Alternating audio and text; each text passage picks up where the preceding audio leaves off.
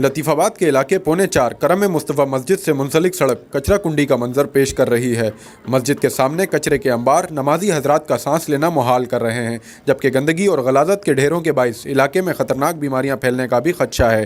सड़क पर मौजूद कचरे के ढेर अपने अहाते से बाहर निकलकर सड़क पर फैल रहे हैं और इलाका मकीनों की नाक में दम कर रहे हैं, जबकि कचरे के ढेर जला दिए जाते हैं, जिससे माहौल भी आलूदा हो जाता है, जो कि किसी खतरे से खाली नहीं। इसके अलावा मस्जिद में आने वाले नमाजी हजरात और मदरसे में आने वाले तलबा और तालबात भी इन परेशानियों से निबर्द आजमा है। इलाका मकीनों ने इंतजामिया से पुरजोर अपील की है कि करम मुस्तफ़ा मस्जिद के सामने से कचरे के ढेर साफ किए जाएं।